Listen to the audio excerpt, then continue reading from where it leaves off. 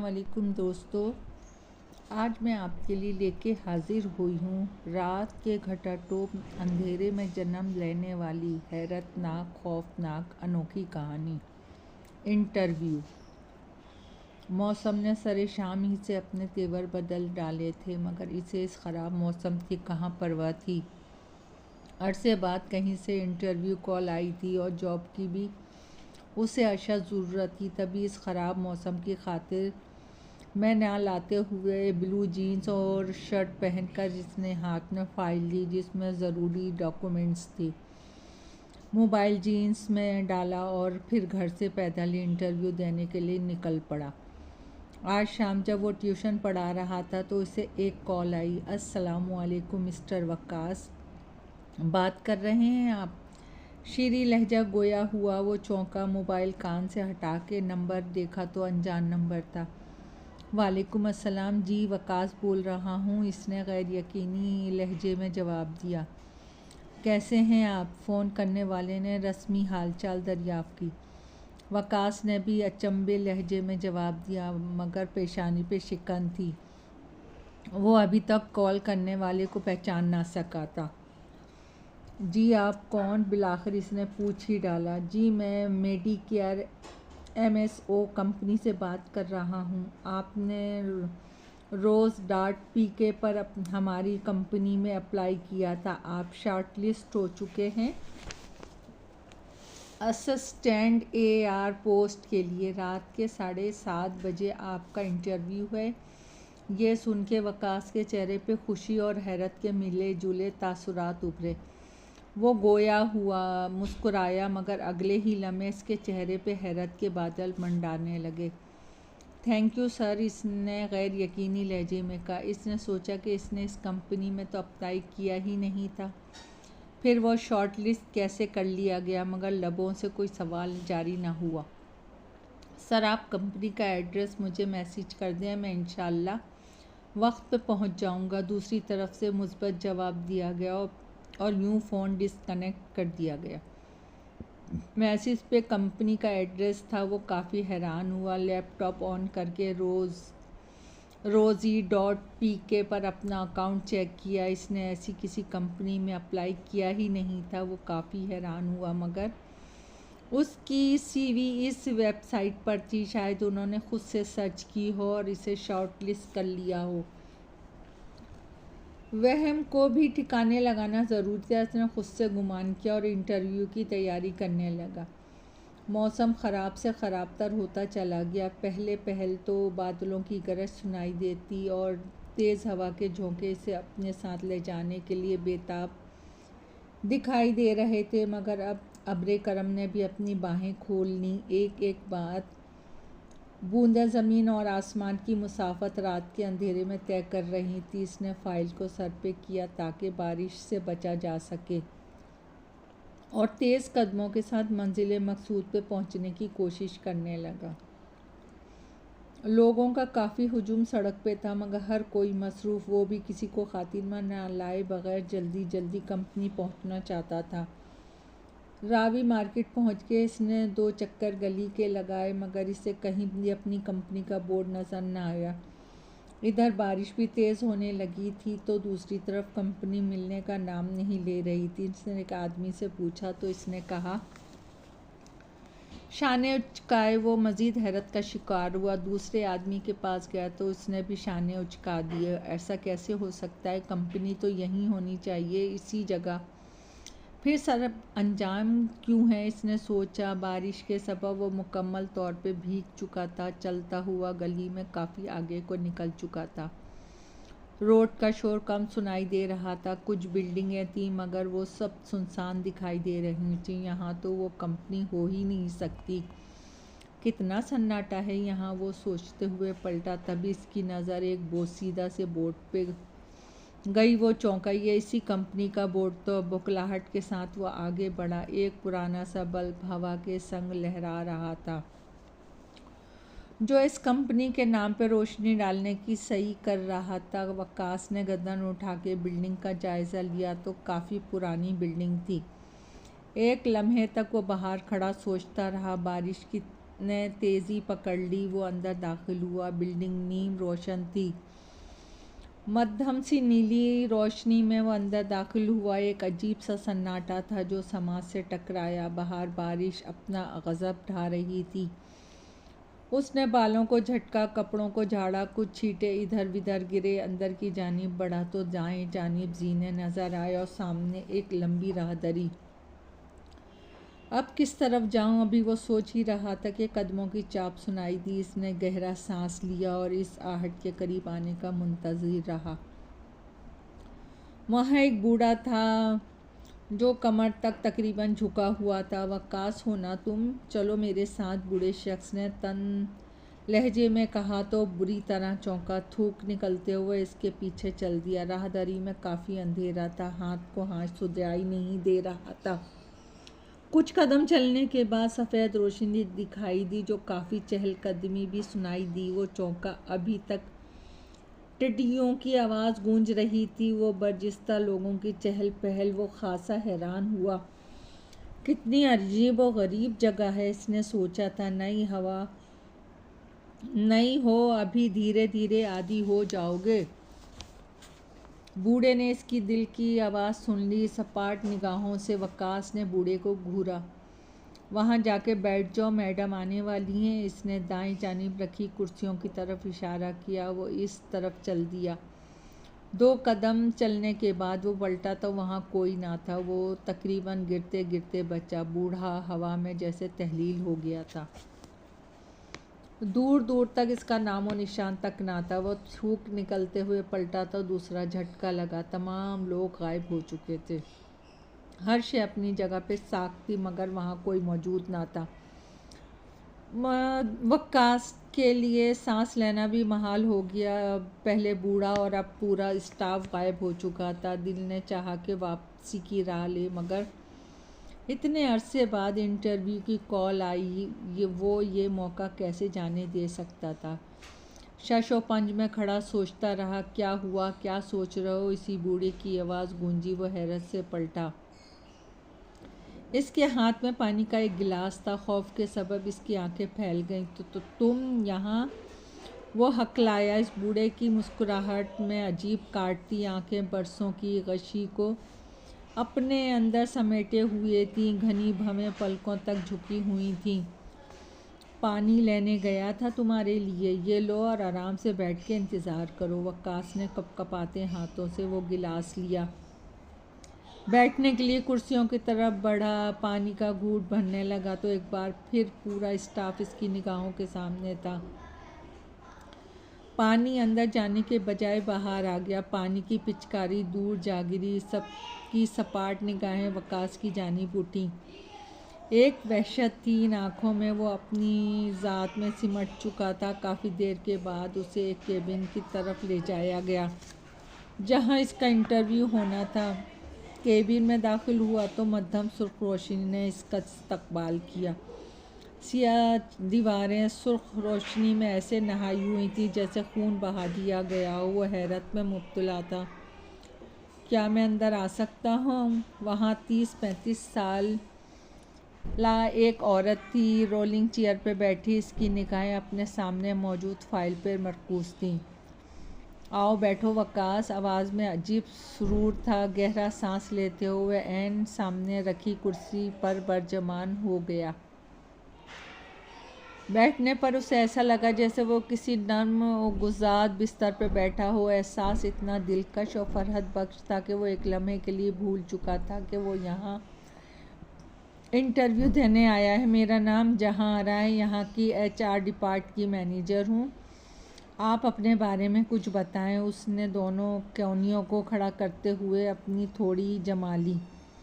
मेरा नाम वक्कास है। इसी साल गवर्नमेंट कॉलेज से BA का इम्तिहान 80% नंबरों से पास किया है। पढ़ाई के साथ किसी किस्म की कोई जॉब नहीं की, इसलिए कोई तजुर्बा नहीं है। उसने साफ गोई से काम लिया। आपने कहा कि आपको तजुर्बा नहीं है, तो आप हमारी कंपनी में अपनी पोजीशन कैसे मुस्तहकम करेंगे? यहाँ जो भी आता है सिर्फ नए क्लाइंट बनाने होते हैं। उन्हें कंपनी का विज़िट करवाना होता है ताकि यहाँ के ऑफिसर्स को खुराक मिल सके। आप ये काम कैसे करेंगे? लफ्ज़ खुराक पर वो चौंका, हैरत से जहां आरा की तरफ देखा, फिर रेवेन्यू को खुराक समझ के बात को इग्नोर करना चाहा। जी आपने वजह फरमाया, लेकिन मेरा नहीं ख्याल यहाँ आपको किसी तजुर्बेकार आदमी की ज़रूरत है।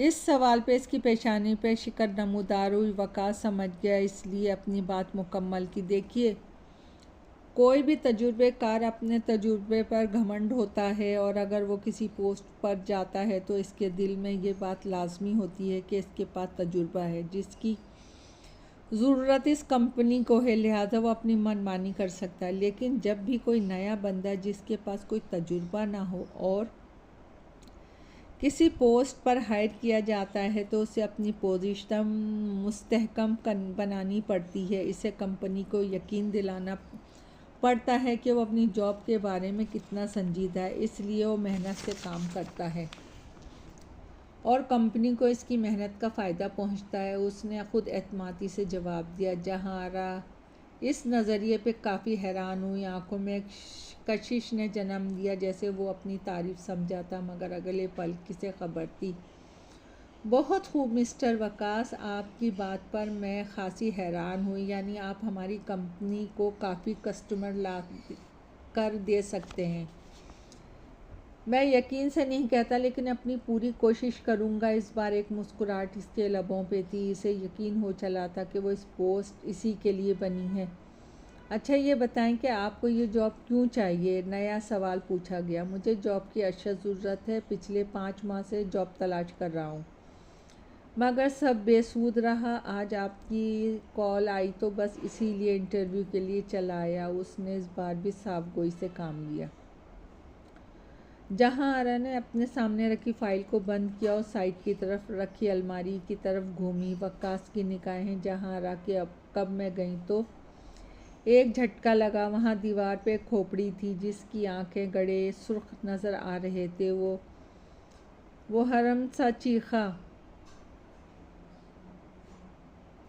वो मध्यम सा चीखा, वो खोपड़ी। इसने गहरे सांस लेते हुए पीछे इशारा किया। ये खोपड़ी, ये तो हमारी कंपनी का मोनोग्राम है, जो आपको कंपनी में हर जगह नज़र आएगा। बल्कि अगर आपको हायर कर लिया जाता है तो जो बेच आपको दिया जाएगा, इस पर भी यही मोनोग्राम बना होगा। इसके लहजे में शीरी का एक जहां आबाद था। कहते हैं ना, हद से ज़्यादा गुड़ भी जहर बन जाता है। वकास को भी कुछ ऐसे ही मालूम हुआ। इसके दिल की धड़कनें कुछ बेतरतीब होने लगी। इसने कुर्सी के बाजू मजबूती से पकड़ लिए। जाने क्यों अब इसका दिल नीचे बैठा जा रहा था। सुर्ख रोशनी में पे इस सुर्ख बूंदें दिखाई दे रही थी। वो इन बूंदों को अपने चेहरे पे गिरता हुआ महसूस कर सकता था, मगर खामोश रहा। आप सैलरी कितनी लेना चाहेंगे? तकरीबन 15 से 20 हज़ार, इसने खोए खोए लहजे में कहा। बहुत खूब, मुनासिब पैकेज है। वैसे आप तो जानते होंगे कि हमें रात स्टाफ चाहिए। इस जुमले पे वो खासा हैरान हुआ। आंखें एक लम्हे के लिए फैल गईं। टाइमिंग वो मुख्तसर यही कह पाया। रात 8 बजे से सुबह 4 बजे तक वो बगौर वकास को घूर रही थी। लबों पे एक ज़ुमाइने मुस्कुराहट थी, जैसे फ़िलहाल वकास समझने से कासिर था। जॉब की डिस्क्रिप्शन बता सकती हैं आप? वकास ने बामुश्किल पूछा। जी बिल्कुल। शुरू में आपको मार्केटिंग में रखा जाएगा, जिसमें आपको बाहर से 18 से 20 साल के लड़कों को ऑफिस में भेजना है। अगर आप ये जॉब अच्छे से कर लेते हैं तो आपको ऑफिस के अंदर का काम दिया जाएगा, जिसमें आपको कुछ पैकेट्स बनाने हैं, उन्हें ला के रूम में बाहिफाजत रखना है। अगर आप इस जॉब में आप हमारे ऑफिसर्स का दिल जीतने में कामयाब हो गए तो आपको स्टाफ के सीनियर मेंबर्स में शामिल कर लिया जाएगा। तब आप अपनी मर्ज़ी के शिकार खुद ढूंढ सकते हैं। इसने अच्छे से तफसील बताई थी। वकास अपनी कुर्सी पे हक्का बक्का रह गया। बज़ाहिर मेडिसन की नज़र आने वाली कंपनी में जाने कौन सा काम हो रहा था, इससे कुछ गड़बड़ महसूस हुई। फीकी सी मुस्कुराहट लबों पे फैली और वहीं से खिसकने में फोकियत जानी। सॉरी मैडम, मेरा नहीं ख्याल मैं इस जॉब के लिए बेहतर हूँ।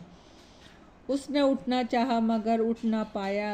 ऐसा लगा जैसे वो इस कुर्सी पे चिपक गया हो। बाजू हिलाने चाहे मगर वो भी अपनी जगह पे कायम थे। इसने हैरत से जहां आरा की तरफ देखा तो इसके लबों पे शैतानी मुस्कुराहट थी। यहाँ से उठने के लिए तुम्हें इस इंटरव्यू में ना सिर्फ पास होना होगा बल्कि जॉब के कॉन्ट्रैक्ट पेपर पे साइन भी करने होंगे, वरना इसने दानिस्ता अपनी बात अधूरी छोड़ दी, जो कि एक गहरी ज़र्ब थी। उठने की कोशिश करते हुए वक्कास ने पूछा, वरना क्या? वरना इस कुर्सी से ज़िंदगी भर उठ नहीं सकोगे। आंखों में तमकिनत थी। वो अपनी जगह से उठी और दरवाजे के बाएं जानिब रखे कूलर से पानी का गिलास भरा। वक्कास ने नज़रें घुमा के देखा तो इसके होश उड़ गए। वो पानी नहीं बल्कि खून था, जो कांच के गिलास में वाज़े तौर पे देखा जा सकता था। इसके ऊपर का सांस ऊपर और नीचे की नीचे रह गई। नज़रें झुकी तो वो दूसरी ज़रब लगी जहां आरा के पाँव उल्टे थे। वक्कास के लिए अगला सांस लेना भी दुश्वार हो गया। खौफ के पसीने वो बुरी तरह शराबोर हो चुका था। कलेजा हलक तक आ गया। कौन हो तुम? मुझे छोड़ दो खुदा के लिए। आंखों में आंसुओं ने डेरा जमा लिया। वो बिलक बिलक के अपनी ज़िंदगी की भीख मांगता रहा, मगर इसे रहम ना आया। शैतानी मुस्कुराहट उभरी और धीरे धीरे इसके करीब आने लगी थी। वक्कास को तो जैसे सांस लेना भी दुश्वार हो गया। वो अपने जिस्म को इस कुर्सी से आज़ाद करवाने की भरपूर कोशिश कर रहा था, मगर बेसबब कोशिश बेकार है। वक्कास, यहाँ इंटरव्यू के लिए लोग आते हैं मगर वापस नहीं जाते। इस बार इसकी आंखों में वहशत का समा था। सुर्ख बूंदें आंसुओं की तरह बहने लगीं। वो वक्कास को अपने चेहरे पे भी किसी सियाह मादे का एहसास हुआ। वो सियाल मादा बहता हुआ जीन्स पर गिरा तो उसकी आंखें फटी की फटी रह गईं। वो खून था। सर उठा के देखा तो छत पर खून की लकीर थी, जो इसके सर पे कतरा कतरा गिरा रही थी। कोई है, मुझे बचाओ, वो चिल्लाया, मगर जवाब ने सिवाय कह कहो को कुछ सुनाई ना दिया। तभी दरवाज़ा खुला और कई लोग अंदर दाखिल हुए। सबकी आंखों में खून बह रहा था। नाखून खौफनाक हद तक बड़े हुए, खाल जली हुई जैसे तेज़ाब में झुलसा दी गई हो। नहीं, मुझे छोड़ दो। सब इसको नोचने के लिए आगे बढ़े, मगर इसकी सुनवाई ना हुई और सब ने इसे बुरी तरह दबोच डाला। रात के 12 बज चुके थे। सड़क बिल्कुल सुनसान थी। ऐसे में काशिफ की बाइक का टायर पंक्चर हो गया। वो गुस्से में बाइक से उतरा और हेलमेट उतार के इधर उधर देखने लगा।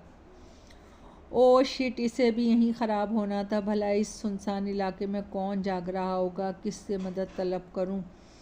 वो गुस्से में बड़बड़ाया। तभी से अपने शानों पे एक हल्का सा एहसास हुआ। वो बरजिस्ता पलटा तो वहाँ एक नौजवान था, ब्लू जीन्स और चमकदार शर्ट पहने हुए। आपको किसी की मदद की ज़रूरत है? इस अजनबी ने शीरी लहजे में पूछा।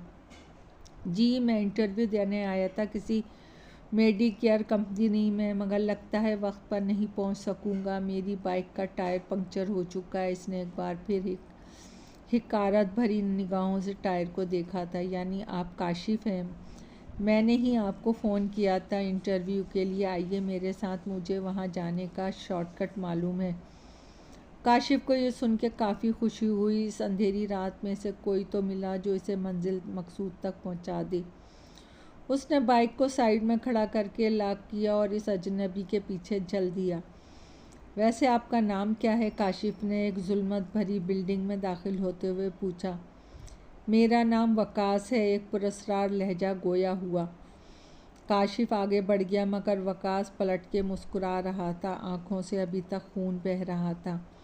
कंपनी के लिए पहला शिकार वो ढूंढ चुका था, जबकि काशिफ अपने होने वाले अंजाम से बेखबर इंटरव्यू के लिए जहां आरा के केबिन में दाखिल हो गया था। दोस्तों, कहानी पसंद आए तो लाइक और सब्सक्राइब कीजिएगा। आपकी दुआओं की तलबगार।